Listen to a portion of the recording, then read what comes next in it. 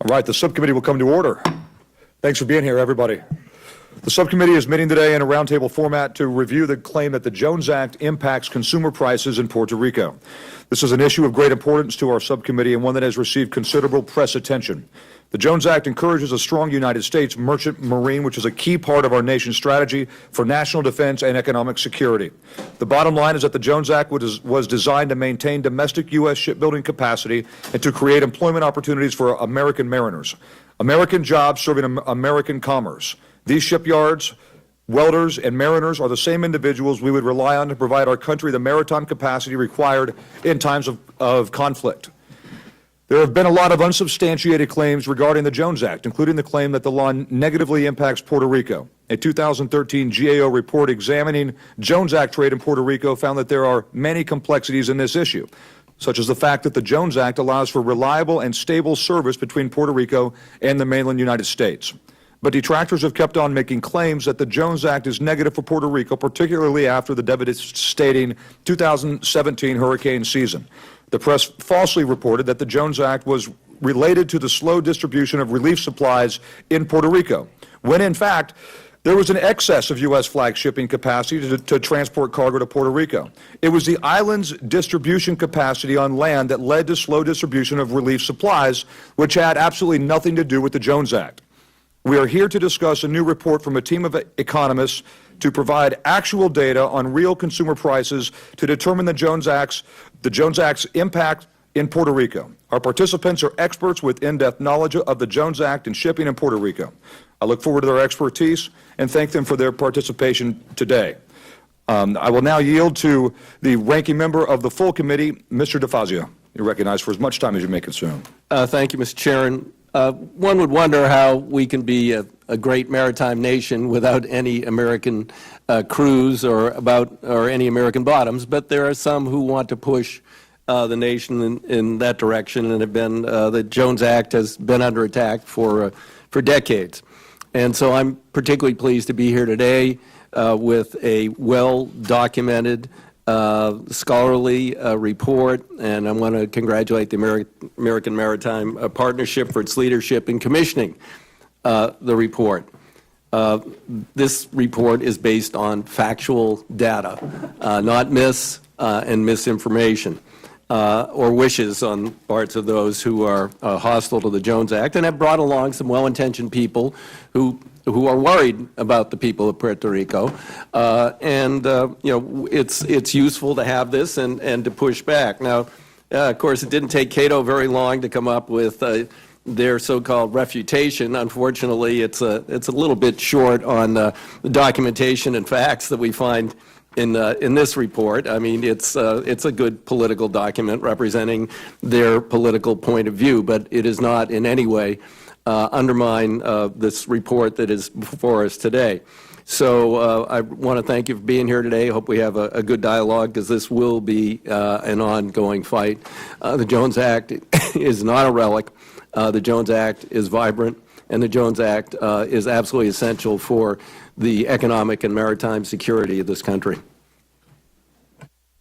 To thank the ranking member, and I'll yield to Mr. Garamendi as soon as he gets here, and he can make a statement. But first, we're going to hear from our guest today, Mr. John Reeve, Principal of Reeve and Associates, Michael G. Roberts, Senior Vice President, General Counsel, and Corporate Secretary for Crowley Maritime, Augie Tellez, Executive Vice President, Seafarers International Union, and John Kaskin, National Vice President for Legislative Affairs and Chairman, Merchant Marine Affairs Committee, Navy League of the United States of America. Mr. Reeve, you're recognized first to give your statement.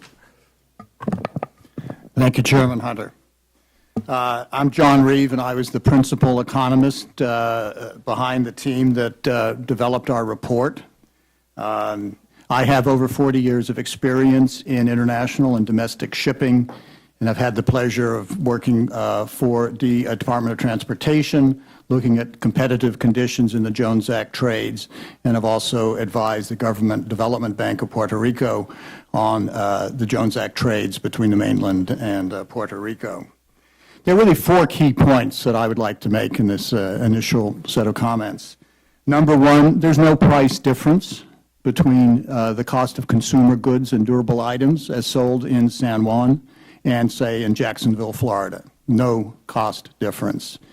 Freight rates, in the number 2, freight rates between the mainland and Puerto Rico are highly comparable to rates to other foreign neighbors of Puerto Rico, such as the Dominican Republic, Haiti, and the Virgin Islands.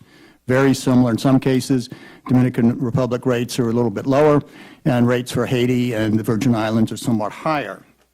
The Jones Act provides significant economic benefit to Puerto Rico, and I'd like to go into that. And finally, the Jones Act carriers provide a tailored service that is focused on meeting the needs of shippers in the mainland Puerto Rico trade.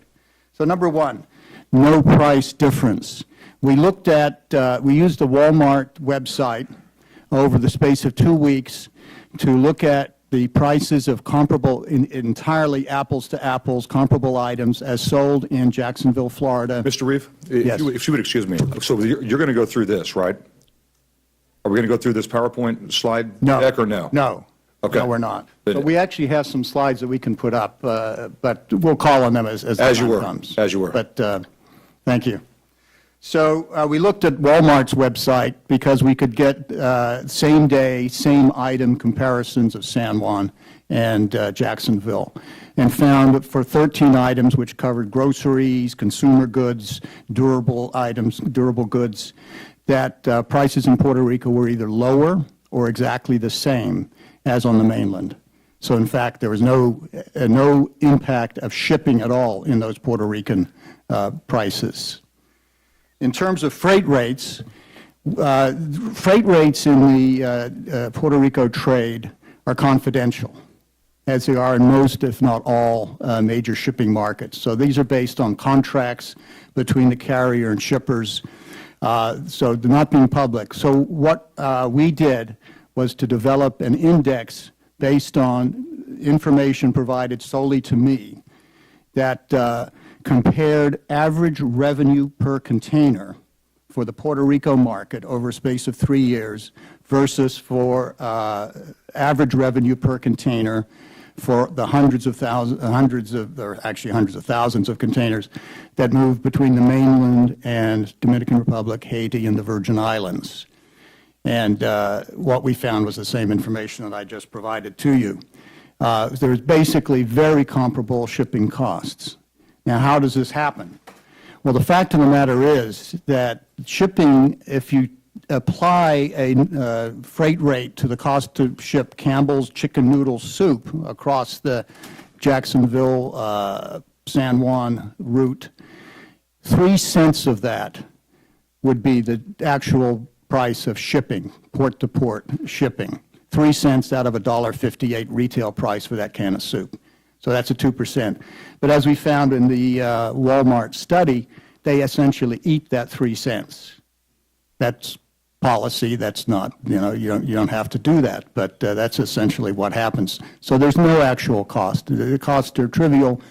In addition, however, to shipping, the carriers also have landside costs and terminal costs and so on. Shipping is about 20% or so of the total supply chain or value chain of a Jones Act shipping company. 20%, and that's all shipping, right?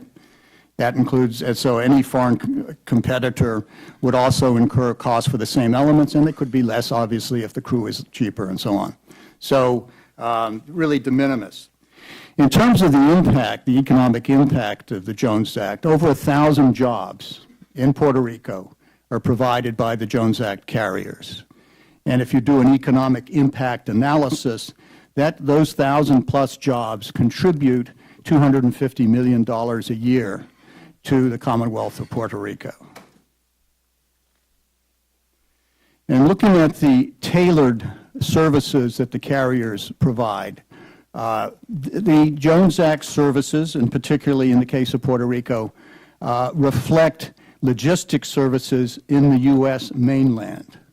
These, the biggest type of equipment used in the Puerto Rican trade is a 53-foot trailer, which you see on a regular basis across our highways. You know, a J.B. Hunt intermodal trailer or container is 53 foot.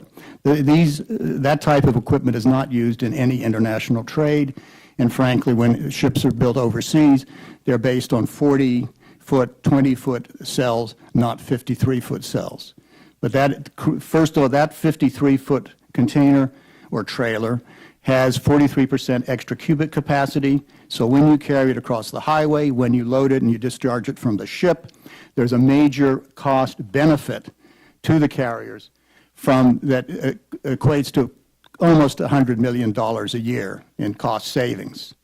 Now go back to what I said about freight rates. That shows that the extra efficiency, the logistics capabilities of these carriers have essentially defrayed any Jones Act cost premium. This enables those carriers to be cost competitive if you want to compare rates to other Caribbean markets. So very important for that. The closed loop services, the carriers such as Crowley, Tote Maritime, Trailer Bridge, they go direct from the U.S. mainland to San Juan and back again. So these are end-to-end services, high frequency, fast transit time. They're not going to, tramping around to various other Caribbean islands in providing service to the Puerto Rican shipping market. Okay. And last thing I would point out is that the Jones Act carriers in their dedicated services for Puerto Rico have invested over $1 billion in the last 5 years in ships, improved marine terminals, intermodal equipment, logistics systems. And this $1 billion has enabled them to provide the high level of service that they do today. The dedication of these carriers also manifested itself in their performance in serving Puerto Rico immediately after the Hurricane Maria devastation. The terminals were up and running within a week of having been seriously damaged, and they worked around the clock, 7 days a week, to ensure that the relief and recovery supplies were delivered to the people of Puerto Rico as fast as they could. Thank you very much for your attention, and I'll take questions later. Thank you. Thank you, Mr. Riva. And I've spent a couple of hours actually going through your slide deck. It's really good. A lot of great analysis in there. And you can see that this is a business slide deck based off of business rules and real economy versus a political document, which we see a lot of here. They're trying to make political points about the Jones Act as opposed to actual facts. So thank you very much. Mr. Roberts, great to see you. You're recognized. Thank you. Chairman Hunter, Ranking Member DeFazio, members of the subcommittee, thank you for convening this hearing. This is a very important subject for the domestic maritime industry, and we appreciate the attention that this hearing or this roundtable is providing, and any additional attention that it can receive. I appreciate the invitation to participate. I'm here in my capacity as Vice President of the American Maritime Partnership, and also based on my work with Crowley Maritime. Crowley's provided shipping and logistics services in the Puerto Rico trade for more than 60 years, and I have worked on legal and policy issues involving Puerto Rico and business issues for more than 25 years.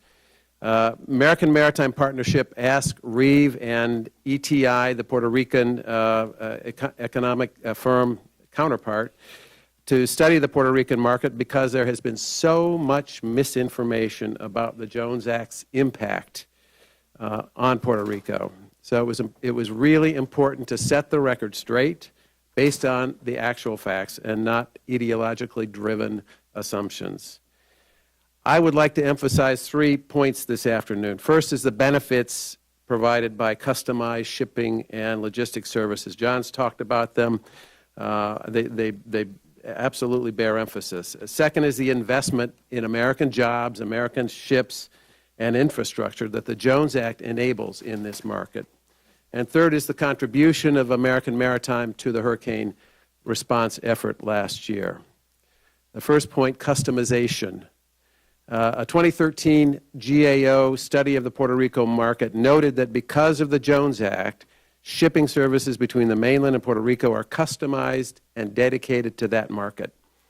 The Reeve ETI study builds on that reality and analyzes the costs and benefits, and some of the benefits of customization. Reeve ETI found that the costs of the American ships and American crews versus cheaper foreign ships and crews amount to a tiny fraction of the overall supply chain, less than 1% of retail prices on the island. The benefits of customization include at least 3 elements, and John mentioned 53-foot equipment, which compared to the 40-foot standard in international trade drives almost $100 million of cost out of the Puerto Rico trade.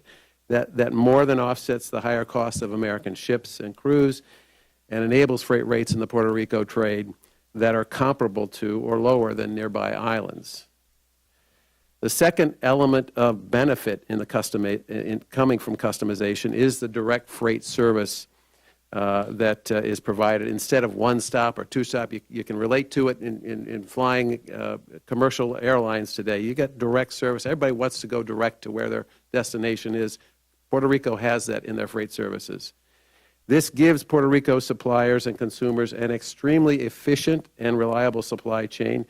It also gives Puerto Rico's producers on the island reliable and inexpensive access to their customers on the mainland. And, you know, and this bears emphasis because of the importance of manufacturing on Puerto Rico to the Puerto Rican economy and the efficiency and benefits that this customized service provides. The final element on customization that I'll mention now is LNG-powered vessels. Near zero emissions will account for most of the capacity in this market by the end of this year. This is unique in the world. No place else in the world is it like that, and it provides Puerto Rico important environmental benefits as well as economic advantages. And I would emphasize that these benefits simply would not be there without the Jones Act.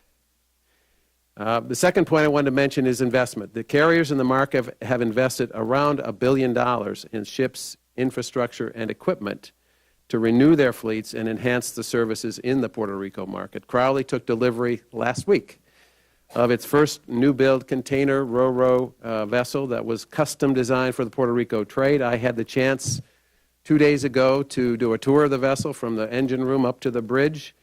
It is an impressive ship, built at VT Halter Shipyard in Pascagoula, Mississippi, and we expect delivery of its sister ship in the fourth quarter of this year.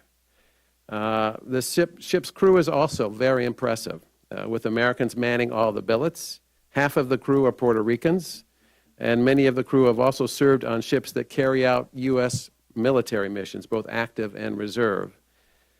Based on the view of most of our military leaders, and Mr. Kaskin will probably touch on this, there would not be enough Americans who know how to operate ships to meet basic defense needs without the Jones Act.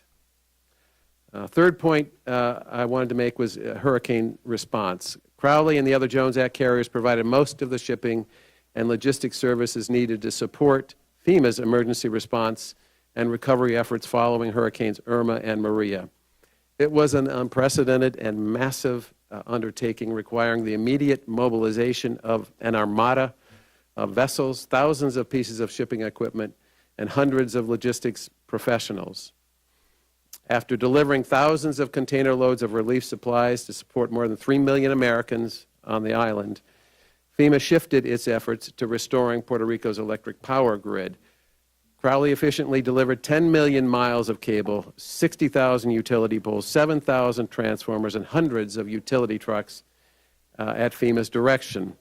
By all accounts, the shipping and logistics services provided by the Jones Act carriers were among the most successful elements of the overall response.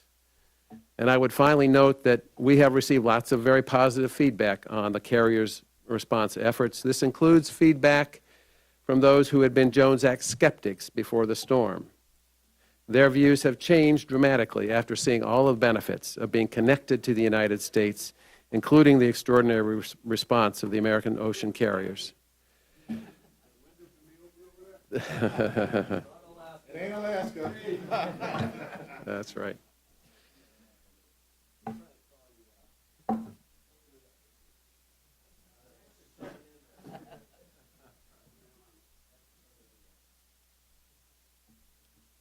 Done.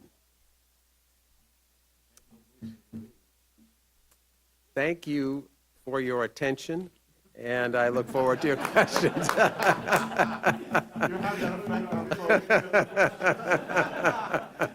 Augie, you're recognized, and good luck now to everybody. I yield my time. You caught me at a disadvantage. I was fully expecting to be sitting on your couch with my feet up, having this informal discussion. So, yeah, breaking out beer. So my notes, I came with no prepared notes. Here are my notes that I just jotted down.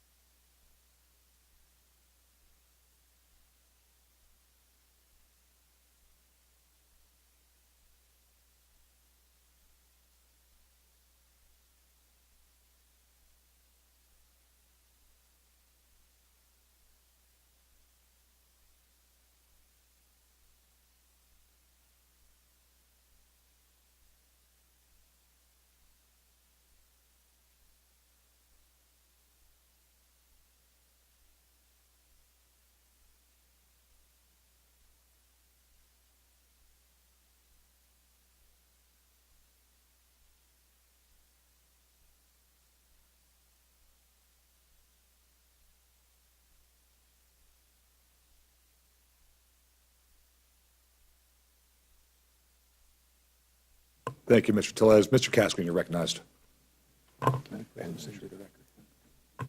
And without objection, we'll take those and put them into the record of this roundtable. Placeholders, while I get you better copies. Deal. Very good. Thank you. You can see the numbers. Good. Chairman Hunter, Ranking Members Garamendi and DeFazio, good afternoon, and thank you for the opportunity to share the Navy League's perspective. Our mission requires us to focus on all four sea services, giving us a unique ability to look at the country's maritime needs from a holistic perspective. Although we've been a long supporter of the Jones Act for its economic benefits, we're grateful for the opportunity today. Mr. Caskin, excuse me, would you please pull the Oh, mic I'm closer? sorry. They're not picking up the audio in the back of the room. We're recording everything we say. Just move the mic closer if you could. Okay, although we have been, is that better? Okay. Although we have been a long supporter of the Jones Act for its economic benefits, we are grateful for the opportunity today to discuss the nexus between the Jones Act and national security, for the record here. As this new report shows, the Jones Act does not have detrimental effects on the pricing in Puerto Rico. Therefore, we recommend looking at its unintended consequences for our national security if the Jones Act were waived. And I'll elaborate more than what Augie mentioned. One of our major concerns is the number of fully qualified, actively serving, unlimited licensed, and certificated mariners available to crew sea lift ships during wartime and national emergency. This committee is familiar with the numbers presented by Transcom Commander General Darren McDough and Maritime Administrator Mark Busby, saying that we have a shortfall of 1,800 mariners to sustain a full sea lift operation for more than 6 months. Jones Act mariners provide the bulk of the crews for activation of the Radar Reserve Force and Military Sea Lift Command's surge sea lift fleet. In fact, 99 of the 181 ocean-going U.S. flag crewed ships are Jones Act vessels. The loss of any vessel due to changes in the Jones Act will only exacerbate that shortfall. In fact, we support reducing that shortfall by expanding the number of ocean-going Jones Act vessels, either through MARAD's American Marine Highways Program, or by removing the Jones Act waivers for the small number of offshore support vessels that move cargo from U.S. ports, since many of those ships would require U.S. citizen crews with unlimited ocean licenses and certificates. Of the 99 Jones Act vessels in the U.S. flag that are ocean-going ships over 1,000 gross registered tons, 58 of them are tankers, and they're a relatively young fleet of less than 10 years old, more than half of being less than 10 years old. Of those 58, 46 are product tanker size, and which make up 88% of the total number of U.S. flag product tanker size ships available to support wartime movement of petroleum products. Wartime planning has assumed that those tankers could be taken up from the Jones Act trades to support such wartime movements, backfilled with foreign flag tankers as needed. The Volunteer Tanker Agreement is the vehicle that can be used to ensure the smooth transition from peacetime to wartime operation of the Jones Act tanker fleet. As Assistant Secretary of the Navy for Research, Development, and Acquisition, Sean Stackley noted at a Navy League function, the American build requirement of the Jones Act helps the Navy and Coast Guard by reducing overhead costs in shipbuilding yards and protecting the shipbuilding knowledge and technological edge of the industrial base. The Jones Act also eases the burden on our Coast Guard and Customs and Border Protection Agency. The 25th Commandant of the Coast Guard, Admiral Paul Zumkampf, noted at a hearing that there would be, quote, severe repercussions, unquote, if the Jones Act were repealed. Without a Jones Act, the ships and crews of foreign nations that intend to do us harm would have increased access to our ports and internal waters. Monitoring the tens of thousands of vessels and their crews would create an unsustainable burden on the Coast Guard and CBP. Threats to the Jones Act service in Puerto Rico, like we saw after Hurricane Maria, should be strongly opposed by Congress. Without the Jones Act in Puerto Rico, those carriers would be significantly affected, and wartime shortage of mariners we rely on would be even greater. Now that this report shows that the Jones Act is not responsible for retail prices in Puerto Rico, Congress should be even more committed to this legislation, since any reduction in the Jones Act fleet would be detrimental to our national security. Thank you. Thank you, Mr. Kaskin. I'd like to recognize now the ranking member of the subcommittee, Mr. Garamundi. You must be referring to the disruptor. My apologies to all. We were on the floor with a few pieces of legislation. I'm going to just summarize this statement and go into the record. This study is extremely important. We thank you for producing it. The Reeve and Associates, Mr. Reeve, thank you. By all accounts and by my reading of it, and I've read more than a few of these, it's accurate, it's fulsome, and it covers the issues that needed to be covered. A couple of things. The report does expose and refutes the false claim that the Jones Act prevents foreign vessels from calling on the island. In fact, 57% of all vessels that call on the island are foreign flagged, not from American ports. The comparative market analysis of consumer prices for common household goods found there's virtually no difference. I'm repeating this because I have a few members of our caucus who need to hear these words. The comparative market analysis of consumer prices for common household goods found that there is virtually no difference at all between what you would pay in the Walmart in Jacksonville, Florida, and what you pay in San Juan, Puerto Rico. The Jones Act carriers operate vessels and intermodal equipment uniquely designed and tailored to provide closely integrated and advanced logistics systems, and provides cargo owners with major economic and service advantages. These are just a few of the many issues that were laid out in the report. And I would just add this, that I would hope that this report would be read by my colleagues who have blamed the Jones Act for the problems of Puerto Rico. I'll do my best to see that they do read it. I appreciate the testimony, the report, and the work of the committee in putting this together, and thank you, Mr. Hunter. Thank the ranking member. Before we start, I'd like to note that we're really glad to have Tracy Mosby here today. It's Tracy's last week on the committee after 26 years. In the green, Tracy back here. Yeah, it's a long time. And her nephew Connor is also here today. Connor's an intern for Chairman Schuster, and he's sitting right next to her, so congratulations. And with that, I'd like to go now to the roundtable style, which means I'm not going to recognize anybody anymore. I'd like to start with the Dean of the House. Guy's been doing Jones Act stuff almost as long as Augie has. So Thank you, Mr. Chairman, and I want to thank the members of the panel, and it is a panel rounds discussion. This is an issue that I've been involved with personally, and actually, I was listening to the testimony. It's always the fault of the Jones Act. And I was in Ketchikan, Alaska, and I went to get, this is 40 years ago, I went to get a battery for my watch, and it was $28 40 years ago. And I said, what, $28? Oh, he says, it's the freight. Then I knew there was something wrong. But this is an act which I strongly support, not only for the financial part of it, and the good it does to this nation is amazing. On the FEMA part in Puerto Rico, that wasn't the fault of the inability of capacity in ships. It was actually onshore. That if we want to do anything, we look at the ports. A lot of things weren't working right. We couldn't get the product out of the ports to where they're supposed to go, but the shipping, the Jones Act got blamed for it. And I'm hoping in the report, I haven't read it, it brings that out, because that was not the fault of the Jones Act. So I think this is a great report. We're going to have to do a little selling job.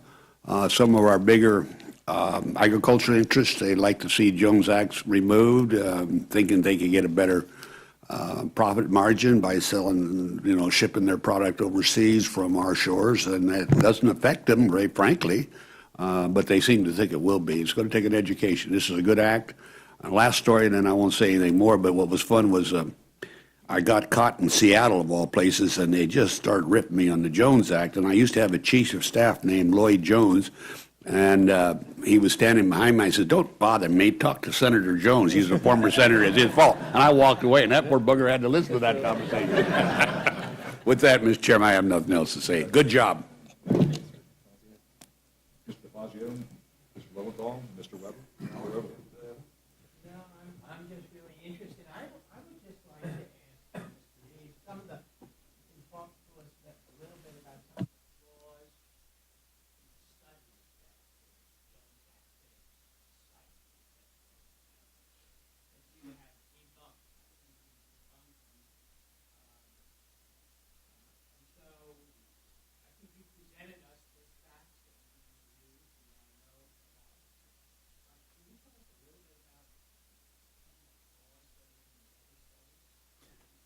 I'll start with the most recent one, the Cato Institute report. That nary a number, I think, appears in that report. It's anecdotal, and so no numbers there.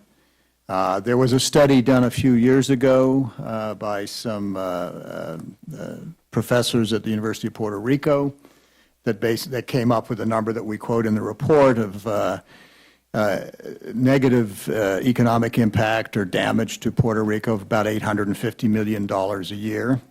If you read their report, they essentially have created a black box. It's not clear what went into the black box.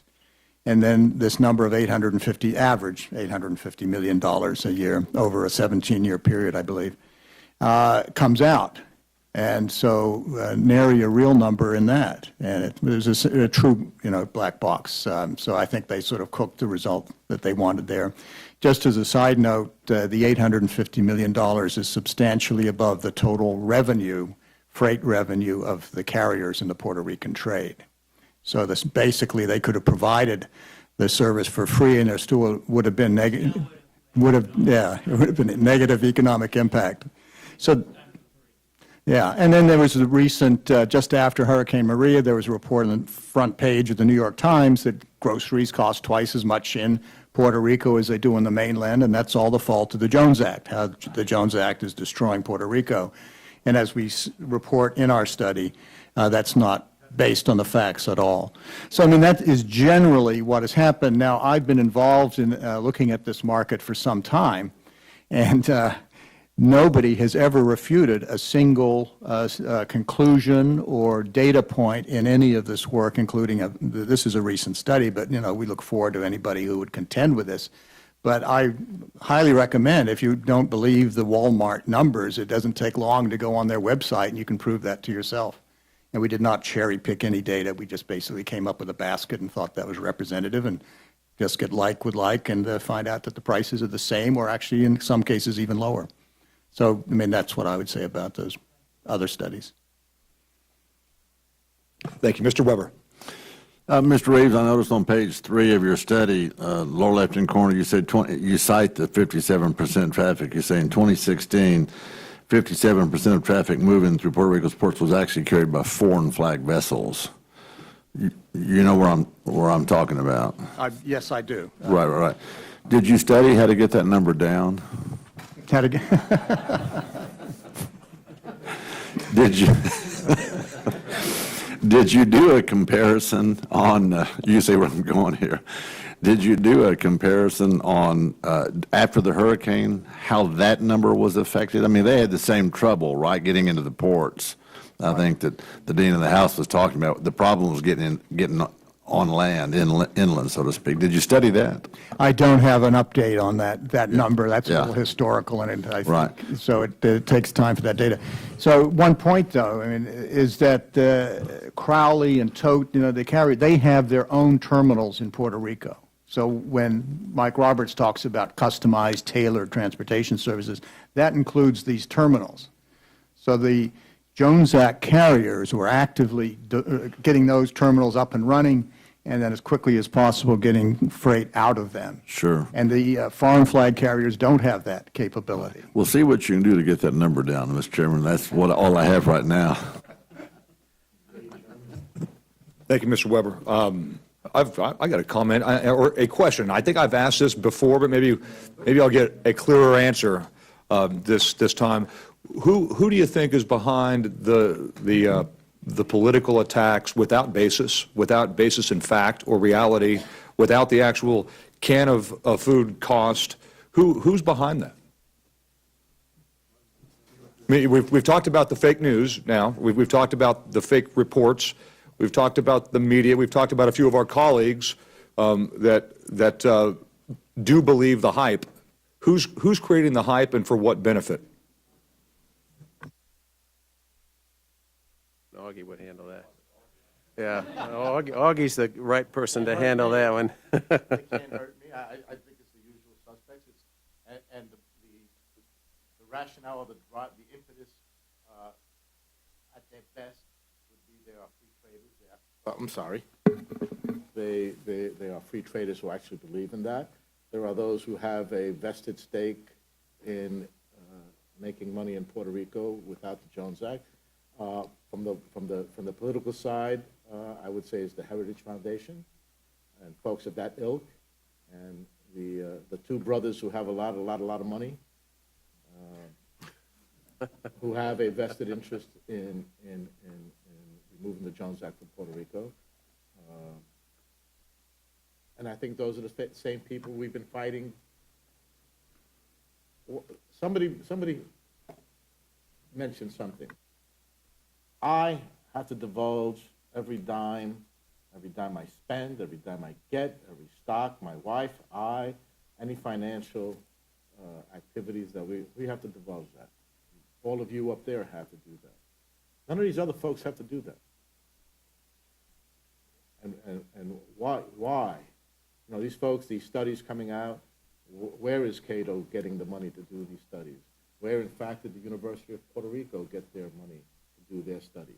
And I would venture to say, if you did the dots and were able to get that information divulged, they will all lead back to the same group that I just mentioned. I have no fact. It seems like you're saying I've come to the same conclusion as people that basically put globalism, multinationalism over the American worker, over American steel, and over the American people. That's what I've come to, because it's a pretty easy delineation.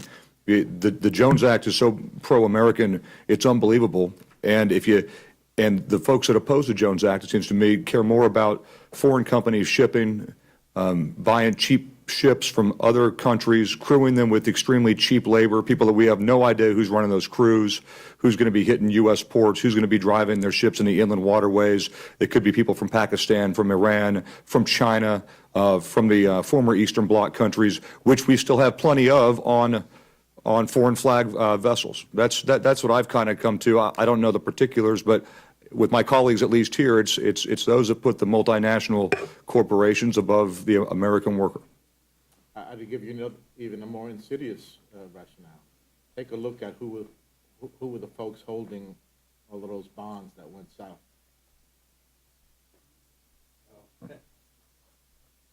You'll see it's the same people. And please, we're now open. Whoever wants to speak. Yeah, I would just add. I mean, there are those who just don't care about whether or not we have an American shipbuilding industry or an American maritime industry. They don't care. They don't. That's just not something that concerns them, I think. And then there are those who take the approach that, well, you know, we can unilaterally disarm in all of these economic programs, and the Americans will compete, and they'll be stronger as a result of that. And there is sort of a academic approach that sort of leads in that direction. In the real business world, if your competitor has an advantage because of government policy, you're going to lose. And we're going to be out of this industry. We're not going to have Americans who know how to build ships or who know how to operate ships if we don't sustain the Jones Act and policies that support the American maritime industry, because foreign governments sure do themselves, and we've got to compete policy-wise as well as in the marketplace. I'd like to bring up a great point, too. It was Steve Scalise who said this, actually. When going through the business studies that Congress may go through, or we request business studies to look at things like the Jones Act, and if it's costing money, we never talk about getting rid of the Clean Air Act. We don't say, if we waive the Clean Air Act, how much money will that save Americans? If we waive clean water for the American people, how much money could we save by drinking dirty water? No one ever brings that up. The Jones Act is one of the few things where that is law, that is current law, that our own government tries to get around at any opportunity, where they give waivers when they shouldn't. But they don't do that with any other laws that we have on the books that are like this. And I thought that was a very salient point that Scalise made. And lastly, my last point is, I'd like all my colleagues to know that at least you two will be working for the United States government in national security terms if there is another World War III. That's the point of the Jones Act. Augie, all of your men will be on merchant ships, And if things get really bad, who knows? If we need them on actual Navy vessels. And your vessels will immediately, the Ro-Ros that you have, that Crowley has, immediately those are going to have tanks on them, Humvees on them, artillery pieces, and all the gear that we need to go fight wars. And that's in the end is what the Jones Act is all about, and that's what it sustains, because we're not funding that on the military side. The Navy's closing down shipyards. Stackley has his hands full divvying up jobs to try to keep as many naval yards as we can open. That's still not enough. So we need every single commercial yard that we can involved in American trade, so when the stuff hits the fan, we have the people and the ships and the ability to make more ships quickly if we needed to have it. That's the end state of all this. It's all good for you and good for us, and I like it for what it does for the economy, and I'm glad that we've shown today put an end to the whole Puerto Rican fake news stories, but in the end, it's national security. And you would work for Transcom, for the U.S. government, if the stuff hit the fan in World War III. And I want to say thank you for that. And you know that. That's what you're here for, and we just really appreciate it. Mr. Lowenthal.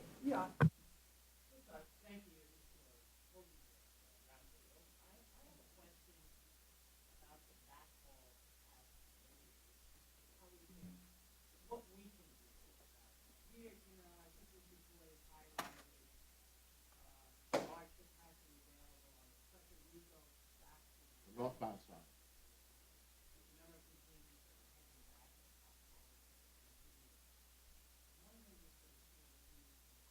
Sure.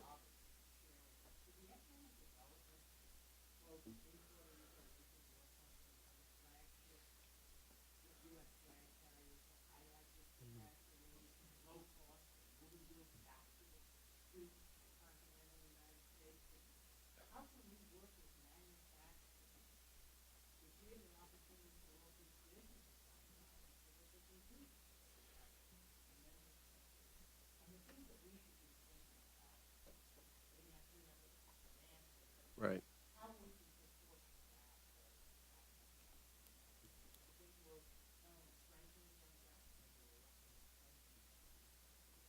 Well, that's a key issue, strengthening Puerto Rico, strengthening the economy down there. Manufacturing is 50% of the GDP of the island, and everything that Congress can do to increase manufacturing on the island is important. What we can do as a carrier, obviously, is provide that capacity, which is awesome. It's inexpensive, and it's extremely reliable. You can get a container load of Puerto Rican-produced Goya merchandise to Jacksonville, from San Juan to Jacksonville, at probably lower cost than you could get the comparable item from Chicago to Jacksonville, and at about the same speed. So it makes Puerto Rican manufacturing extremely competitive for their main customer base on the mainland. We have looked at lots of legislative proposals and partnered with the Puerto Rican Manufacturers Association to try and find tax benefits or other things that would help stimulate additional manufacturing on the island. I think the main priority at this point is to get the electrical grid generation stabilized and the next generation of electrical power down there designed and functioning, and at the same time, anything that we can do to stimulate would be. He's gone now, so we can close the door. Thank you. Thank you. I believe the last resolution that provided tax stimulant to the island was signed away in 1996 by President Clinton. Yeah, and it was a 10-year phase out. So that was the last resolution, whatever number it was, for whatever. 936, and you can trace the economic decline in the island to 2006 when that went away. 10-year. Yeah.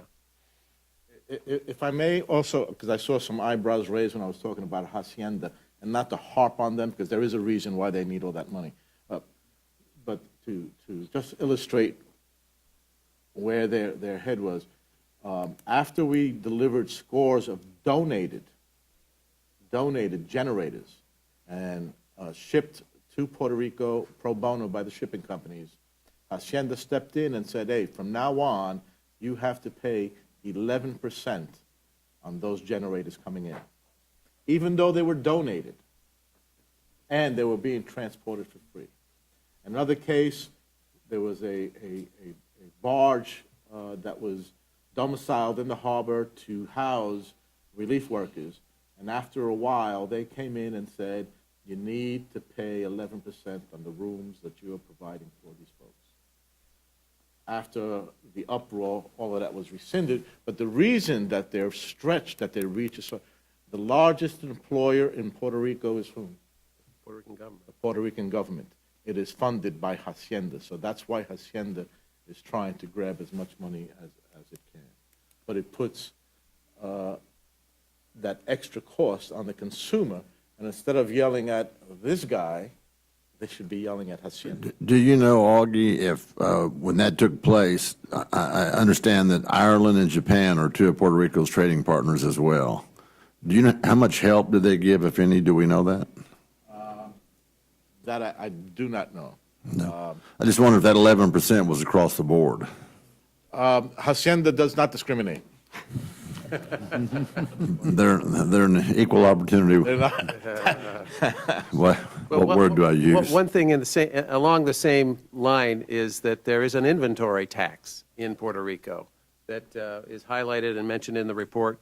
I'm not sure exactly how it works. Inventory kept on the island for more than 30 days is charged a tax. The owners of, that drives costs to consumers in Puerto Rico for sure. It also forces the retailers and wholesalers in Puerto Rico to get the most efficient supply chain that they possibly can, which is what we're providing to them under the Jones Act. So it's a bit ironic that this tax is at least provides an incentive to give an extremely efficient supply chain. But If I might, I want to take this in a slightly different direction. I think, Augie, you mentioned this, and that is the American shipyards. Not only does the Jones Act provide tens of thousands of jobs around the United States in various locations with all kinds of vessels being made in just about every place where there's water, but it also has created very advanced shipbuilding in the United States. And I'd like to just put that piece on the record, and I think, Mr. Roberts, you and Augie might want to pick this up and talk about the ships that are being built, the nature of the fuel that's being used, Right. and pick that up and how that is really putting the American shipbuilding industry, such as it is, in an advanced opportunity. well, it's a great story. I mean, to be able to say that the United States has a unique trade with ships powered by liquefied natural gas, zero emission, only place in the world where that's the case. And these ships are being, I mean, frankly, these are prototype ships. And the rest of the world facing emission limits that are going to kick in 2020 in the international trades are looking at Puerto Rico and the shipping market there as for information about how they're going to try and comply with these new emission requirements. So, we are innovating in this space, and we have innovated in other ways in the past, but this is certainly the most present and relevant innovation. And Congressman Garamendi, the construction of those Jones Act tankers, which have provided the majority of the ships in the Jones Act, the ability for having a commercial shipyard building that type of vessel ensured that the cost of the oiler that we're building is at least, I had estimates made when I was working for the Navy, it was $100 million or less per ship to have it built in a commercial yard versus a Navy shipyard. If it wasn't for the Jones Act, having the ability to keep at least one and hopefully more than one large shipyard going in order to build naval auxiliaries, we would be paying a lot more money. That's one of the public benefits that are ignored in all these studies. They ignored the benefit to the shipbuilding industrial base from the Navy's perspective. They ignore the crewing aspects of it for crewing the Ready Reserve Force, and they certainly ignore the tanker capacity that we have to depend on in supporting major contingencies if we can't charter these ships. And every one of these studies, if they even talk about national security in it, which most of them don't, they don't discuss those issues, they ignore them, and they just poo-poo them and saying, oh, well, we were able to charter foreign hulls during the time of war. Well, that's not always going to be the case. And certainly in the situation we are now, the likelihood of getting shipping to support all of these contingency operations is certainly not certain. And that's why we have this national security strategy that's still on the books from the first Bush administration. It says we will depend on U.S. shipping in order to meet our military requirements with support of allies if they're available. And that's where the public good is totally ignored in all of these analyses. And it's hard to cost that out. But it is the reason that we make these, one of the major reasons why we make the investment in having the Jones Act. I'm going to take that just one step. Yes, Augie. When you're talking about the shipyards, the advent of these vessels and the other two vessels, Tote operates with LNG power and propulsion. For the first time in a very long time, U.S. shipyards are leading the pack. For the very first time in a long time, we are exporting the knowledge and the technical skills to the other yards to show them how to do it. And that's what those ships have done. The legislation that the chairman and I have introduced together with Mr. DeFazio and Mr. Whitman on this side, and Senator Wicker and Casey on the Senate side, is called the Energizing the American Shipbuilding Industry. It is not a Jones Act. It's for the international shipment of natural gas and oil. The prospect of that becoming law is unknown, but if it were, it would then deal with this question of, can the American shipbuilding industry continue to exist? Jones Act, this kind of legislation where, at no cost to the taxpayer, would create a guarantee that the American shipbuilding industry would exist and quite probably use the technology that's being created in the Jones Act with the use of LNG. Some of these are going to be LNG tankers, to be sure. Maybe 15 to 20 of these ships would be that. And they would be using the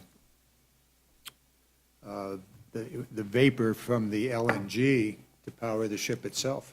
And that's the technology that's being used in the Jones Act trade. So anyway, there's some synergies here. I wanted to make sure that this shipbuilding issue was on the record, that the Jones Act is leading the international. Because of the Jones Act, the American shipbuilding industry can and is actually leading in this technology. On the shipyards, Yep. I would ask all of you up there to work very closely with your friends on the Pennsylvania side, regardless of the party. There's a shipyard up there that needs a lot of help. It has to stay in business. We're on the brink of losing the Philadelphia shipyard. So it would behoove us all to work to make sure that shipyard does not disappear. Once again, the chairman and I have been trying to deal with this specific issue, not in the energizing, that is the export of LNG and oil, but rather in the recapitalization of the U.S. Navy surge fleets and the Ready Reserve. And so if we're not quite there yet, and what the legislation, the NDAA, circles a little bit too far away, but it will require that those recapitalizations be American-built. Now, the Navy wants to do it on the cheap. It may, however, result in the repurposing of a foreign-built ship in American shipyards. So, yes, you're quite correct. There's a very serious, let's say there's a lack of an order, and layoffs are occurring. Yeah, we hear. Maybe they can build are they bidding on the icebreaker? This Acre? I don't know. if we can get the Appropriation Committee today to fund the icebreaker. Get me before I take it off. Mr. Roberts, I have another question for you. You're talking about LNG ships that your company owns. How many you own? Well, we have, so our work in LNG, in terms of the ships, we have one delivered now. A second one will be delivered fourth quarter of this year. Those are the self-propelled. You have one in work right now? Yes. It One in will operation? start on its maiden voyage to Puerto Rico tomorrow. Where do you get your LNG? The LNG is produced at a liquefaction plant about 20 miles west of Jacksonville. It is trucked to tanks on the terminal, and then when the ship is at the dock, it can be bunkered at that point. Okay. Yep, You have long-term contracts on that? we You do. have gas wells? We do. How long? I don't know. Okay. A question, do you have gas wells in your district? In Texas? Just a few.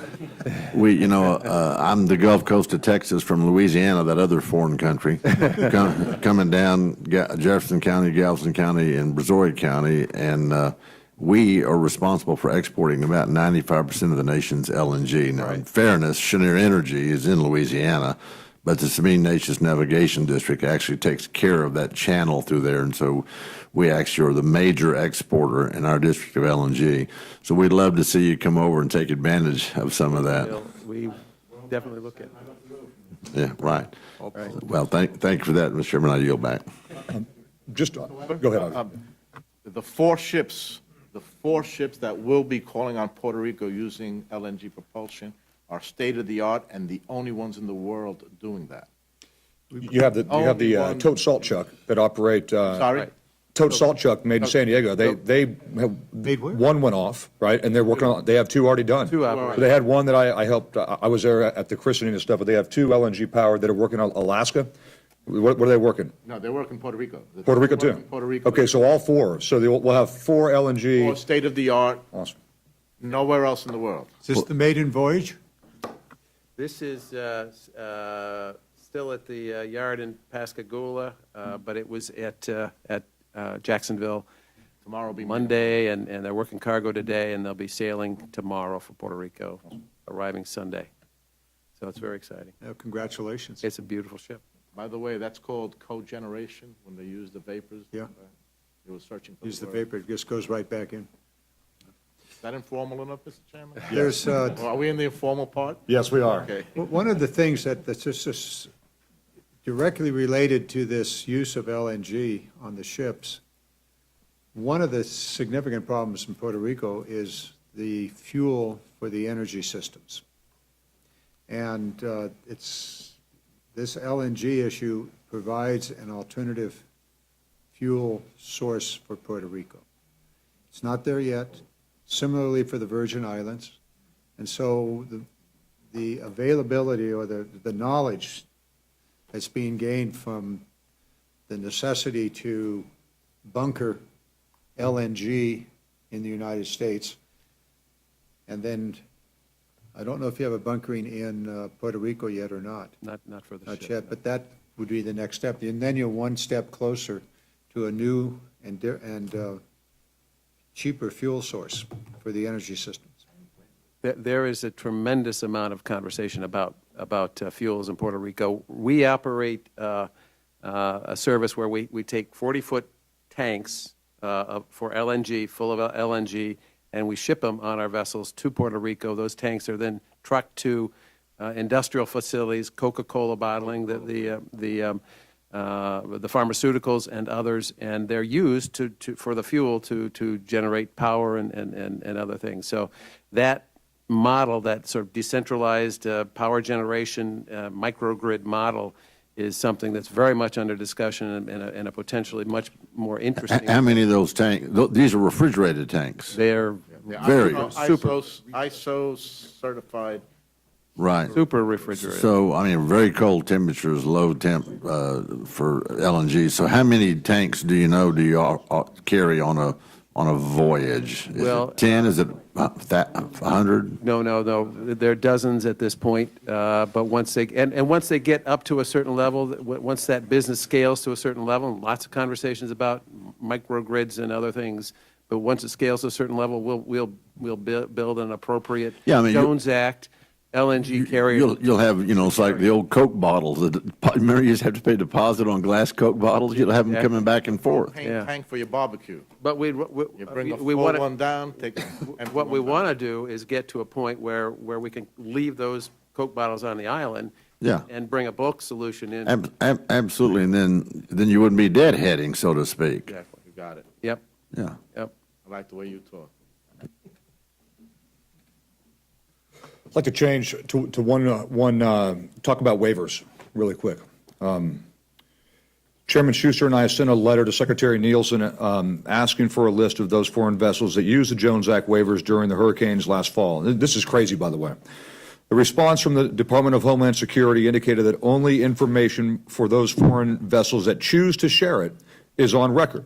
That means it appears when the waivers are issued that bypass America, what cargoes are being moved, et cetera, it appears we don't even know who is using the waivers, how many foreign shipping companies are using the waivers, much less whether they're complying with our other domestic laws, like our tax laws, employment laws, et cetera. Anybody? Mr. Roberts, please. Sure, I think it is outrageous. It's a major loophole that we don't even know who's using the waivers. The Jones Act waivers issued last year only waived the Jones Act. They didn't waive the tax laws or any of the other laws that would apply to anybody operating in our domestic commerce and should certainly apply to foreign flag vessels. I would add that we're very doubtful that the waivers issued last year did any good in terms of getting relief supplies faster to where they were needed. We talked about that because of the infrastructure on the island, and the same with Florida. But we can't really say that definitively because nobody knows, because the government isn't collecting that information. So, at a minimum, we believe that any foreign vessel operator moving cargo under a waiver should be required to file the necessary information so that our government at least can have a complete accounting. And Congress could have a complete accounting. Right.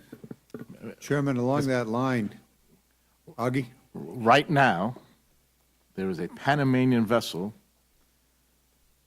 off of Big Stone in the Delaware River.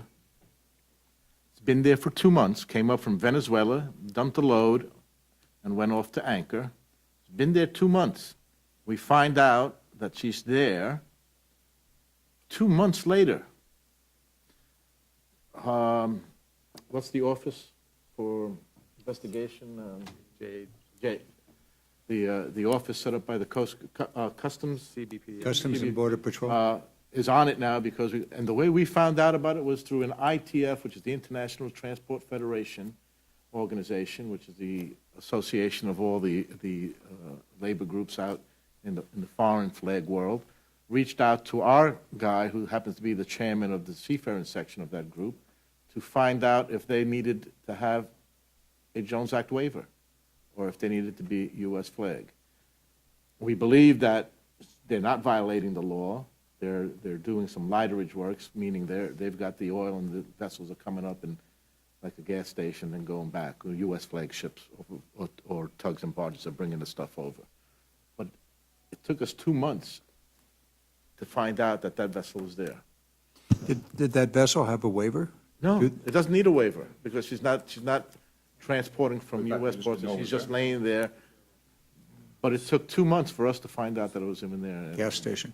The chairman, with this issue of what's going on out there, also is an issue that's very, very, and I think, Mr. Augie, you mentioned this,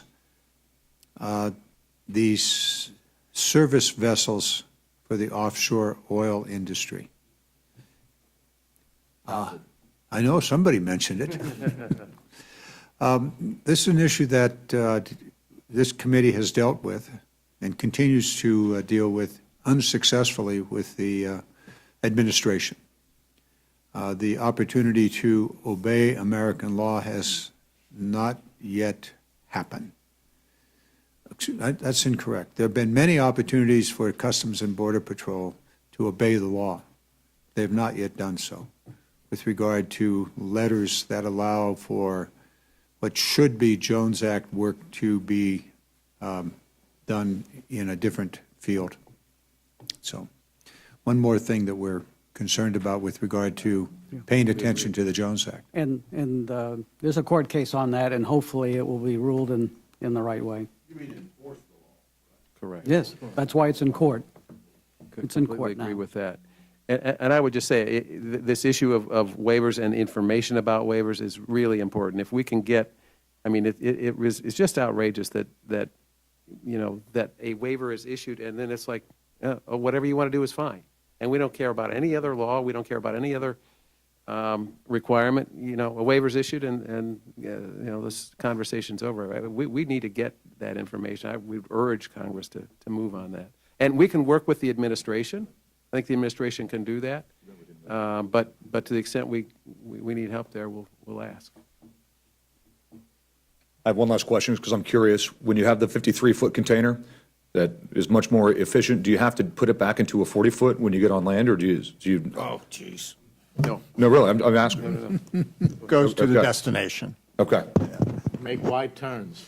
No, but if you have a 40-foot container, if a foreign flag vessel has a 40-foot container, do they go into a 53, or they don't have to repackage anything? It happens on the West Coast that a 40-foot international container comes in, and then there's a warehouse where actually some cargo is transferred to a bigger 53. So they take 3 40-footers and maybe get down to 2 53-foot units. And then J.B. Hunt or somebody moves it across the country. That's fairly common, primarily on the West Coast. Thank you. That's all I had. We're on your time now. But y'all are taking the whole 53-foot trailer. You don't have a 53-foot box. You take the trailer with wheels and all, or do you have a 53-foot box? Both. Yes. Both? Yes, both. Both. Okay. Marine 53-foot containers. Yeah.